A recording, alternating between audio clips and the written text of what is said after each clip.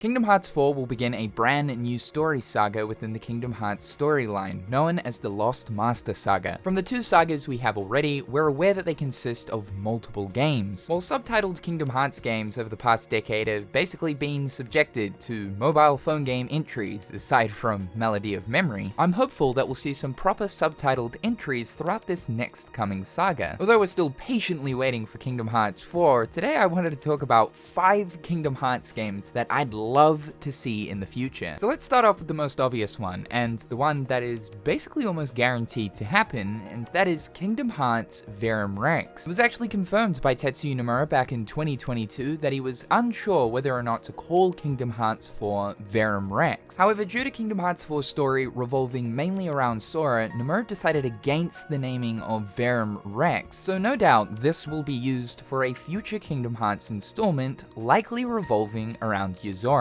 That's sort of the main concept here of a Verum Rex game, and the dream idea is to receive a game that revolves around Yozora, even though we know very little about this character through his introduction in Kingdom Hearts 3.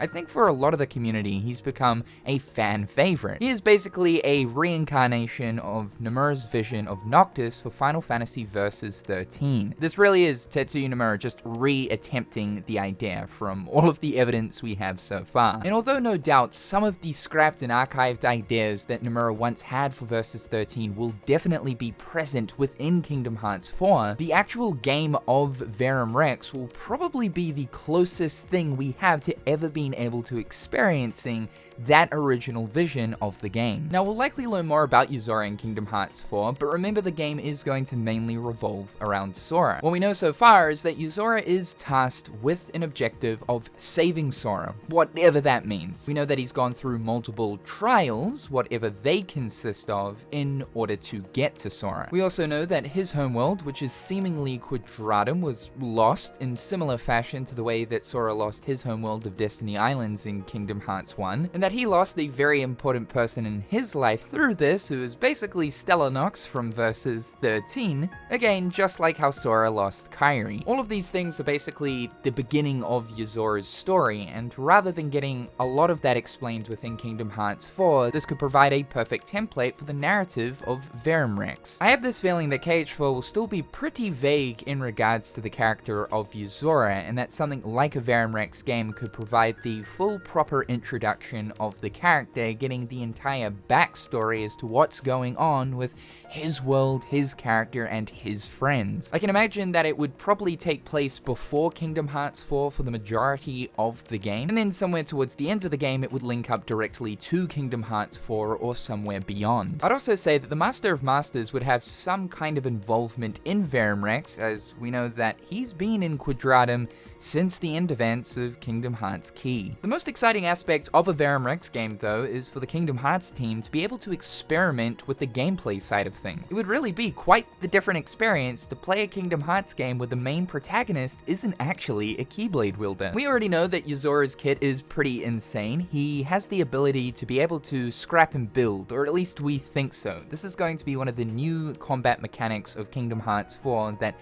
Sora is seemingly able to tap into, but this is something that Yozora has down on pat. His moveset revolves around a sword and a crossbow gun, along with using tech rather than magic. I could imagine that this would be more along the lines of a Devil May Cry action game rather than what we've come to expect with the Kingdom Hearts action RPG. Now, how the Disney aspect of a Verum Rex game would work would be interesting to see, because we still have zero idea as to how the Disney worlds are going to work within the realm of unreality in Kingdom Hearts 4. We know that Disney's certainly going to be there, but could Verum Rex be the very first Kingdom Hearts game where it has very minimal Disney within it, only with slight character cameos, but for the worlds to be totally unrelated to Disney? How could Verum Rex take place in only one singular world? This would certainly provide for more of a Final Fantasy-esque experience. Since I first started playing Kingdom Hearts, my dream Kingdom Hearts game is absolutely a Mickey installment, to have Mickey as the main playable character. First coming across the Mickey rescue mechanic in Kingdom Hearts 2 was an absolute joy to finally take control of the mouse and use some of his power. albeit controlling Mickey in Kingdom Hearts 2 feels very floaty, awkward, and not great in comparison to Sora, but still, it gave us a little taste test as to maybe what it would be like to have a Mickey game. Where we're currently at with the story of Kingdom Hearts provides a perfect opportunity for a Mickey installment. At the end of Melody of Memory, Yensid explains to Mickey that he must travel to Scala Kylum in order to find out more about Quadratum and the Lost Masters. With Melody of Memory ending on this exact note of Yensid explaining that he must go to Scala Kylum, it's always made me think, is this a tease for a potential Mickey title, or will they just explain Mickey's time in Scala Kylum briefly throughout Kingdom Hearts 4? This really would be a perfect little side title though for Kingdom Hearts, remaining primarily in Scala Kylum. For many of us, seeing Scala in Kingdom Hearts 3 was great, but ultimately a little bit disappointing as we only got a very small slither of the world. It's a world that we want to explore in great depth and detail. And the fact that Mickey needs to go there to explore the world to find out information provides the perfect opportunity. If we remember back to the contract between Square Enix and Disney for the very first Kingdom Hearts game, it was stated that Square Enix were only able to use Mickey Mouse very briefly for the very final cutscene, and that they could really only use a silhouette of the character. Of course, Disney saw the success of the first Kingdom Hearts game, and from there on forward, Square Enix were allowed to use the mouse more freely. I think we are up to a point with the success of the Kingdom Hearts franchise where Disney would be totally on board with a fully fledged Mickey Mouse title. The Kingdom Hearts team would absolutely need to refine the feeling of playing as Mickey though, because for the couple of times I've been able to play as him in Kingdom Hearts 2 and in Days, he feels very awkward to control. I'd also like to imagine that Mickey's time spent in Scala would dive deeper into the mysterious ruins of Daybreak Town that can be found underneath Scala. It would actually be perfect to have a game like this released during Missing Link's service, to have a story update happening in Missing Link that directly connects to this Mickey game, with Mickey learning more about the history of Daybreak Town and it evolving into Scala Kylum, the Scala we see in Missing Link. And perhaps even getting to the point of Mickey learning more about the part of history that was seemingly erased throughout Missing Link. I pray that Mickey's time spent in Scala isn't just subjected to a 5-minute cutscene and rather turned into a fully fledged Kingdom Hearts experience, providing us finally with a Mickey Kingdom Hearts game. Looking at all of the Kingdom Hearts games and thinking about what one deserves the remake treatment the absolute most, it is undoubtedly Union Cross. This has probably got to be one of the most highly requested Kingdom Hearts games. This was being requested by the community even during Union Cross's service before it ended in 2021. Because we could tell that as the story updates were rolling out, we thought to ourselves, wow, the lore that's being presented here is actually incredibly important, and no doubt in the future, this will be used for something substantial. And, well, I guess it is. Looking at Kingdom Hearts 4 revolving around the 4 towers, yeah, a lot of what happens throughout Union Cross is going to be vital for the Kingdom Hearts story going forward. And because of this sole reason, for the accessibility of newcomers jumping into Kingdom Hearts throughout this next coming saga, I think it's pretty crucial that Square Enix do something more with Union Cross, where the story presented in that game is easily digestible. Mysteriously too, the Union Cross app was removed from both the Google Play and iOS App Store in September of this year. Although the game wasn't receiving any updates anymore, you could still play the game offline, viewing the cutscenes. So if someone really wanted to jump in and experience the Union Cross story, then they could via the offline version of the app. Now, of course, you'd only do that if you are insane in the head. The best way to experience the Union Cross story is via YouTube. Now, I'm sure in both Kingdom Hearts 4 and Missing Link, there'll be a recap system that'll quickly go over the important things that happened in Union Cross to catch people up. But considering the amount of juice that's within the Union Cross lore, I don't think that a simple recap is the best way to experience that game. I look at it like the memory archive section of Kingdom Hearts 3 that goes over all of the Kingdom Hearts games prior. They are still a fine way to get the basic concept of what's happened in Kingdom Hearts so far, but you can only do so much to cram hours and hours worth of story information into a very small 2-3 3-minute video. UX genuinely has one of the most interesting Kingdom Hearts narratives out of the bunch, and it would be so better executed with the 3D graphics and in a proper video game format. I'd also want this to remain as a single-player Kingdom Hearts game and not take the online route, having to wait for story updates of a story that we've already experienced prior. To have a single-player Kingdom Hearts game where you have a character creator and you can build your Keyblade wielder to your liking would be absolutely incredible. Aside from Sora, Donald, and Goofy, who's the other best trio in Kingdom Hearts? Well, I mean, that's obviously Roxas, Xion, and Axel, right? Yeah, we desperately need another Roxas game. Days is wonderful, but to get a modern Kingdom Hearts game with these three as party members,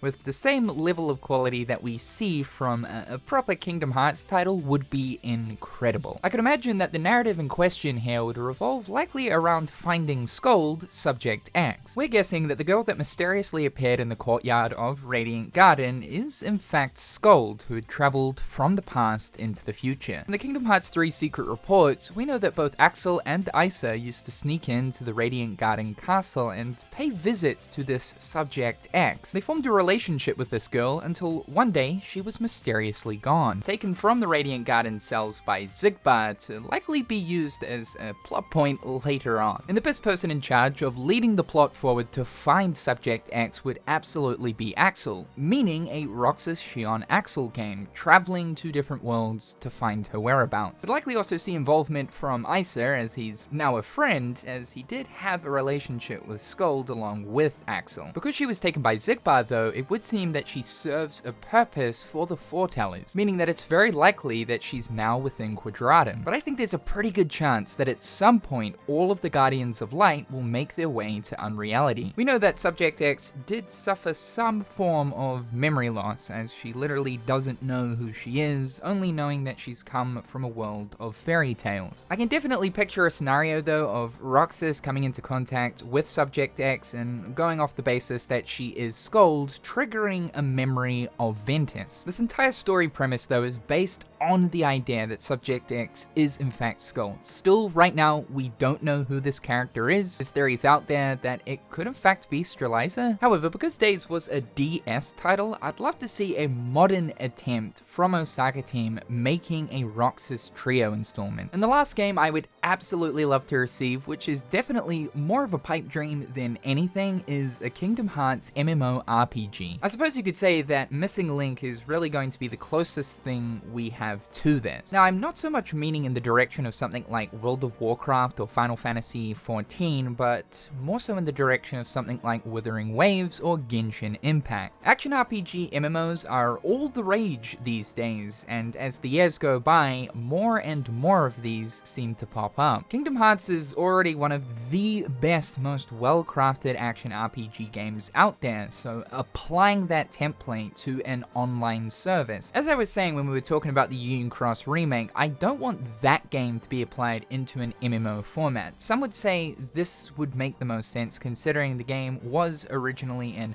online-ish type mobile phone game, so a remake would ultimately make more sense as a proper full-fledged MMORPG, but I would more so want something like this to contain a completely new narrative. I've been incredibly addicted to MMORPGs in the past before, and once I finally broke the shackles of that, I always told myself I will never subject myself to something like that again. Unless, of course, Kingdom Hearts got this treatment. I would quite literally embrace the stink for a Kingdom Hearts MMO. All of the systems, features, and mechanics are there to make a great MMO. It's just a matter of Square Enix seeing if something like this would actually be profitable. Remember that the Kingdom Hearts brand doesn't turn over as much money as something like the Final Fantasy brand, and hence why Final Fantasy has 2 MMOs with 11 and 14, with 14 being one of the biggest successes and money generators from Square Enix. But I'm just saying, if they want another service that is generating some pretty decent cash, I think the direction of a Kingdom Hearts MMO would actually be quite successful for them. It's a little bit tricky to find the perfect spot for where a narrative of a Kingdom Hearts MMO would fit into the current timeline, but if something like this were to happen, I would more so want it to be something that's positioned way into the future of Kingdom Hearts. Though, again, this is dependent on how Tetsuya Nomura plans to wrap up the future of the story, and if there would be any viable space for later on down into the future of Kingdom Hearts' timeline after Tetsuya Nomura has left Square Enix. So guys, that is my current 5 most wanted Kingdom Hearts titles. Obviously, we still need to receive Kingdom Hearts 4 and Missing Link before we start jumping onto the wagon of other Kingdom Hearts games, but it's a fun thing to think about, as I'm sure over the next coming decade, we will see multiple Kingdom Hearts releases. I only hope that Square Enix haven't abandoned the roadmap that we got back in 2020, and that these empty boxes still pertain to multiple projects planned for the franchise. Let me know what Kingdom Hearts games you would ideally like to see in the future in the comment section down below. However, folks, thank you so much for tuning into today's video. Be sure to subscribe to the channel if you haven't already, and like this video. It helps me out. A big thank you to my wonderful patrons. Thank you so much for supporting the channel. I hope you're all having a fantastic day, and we'll talk real soon.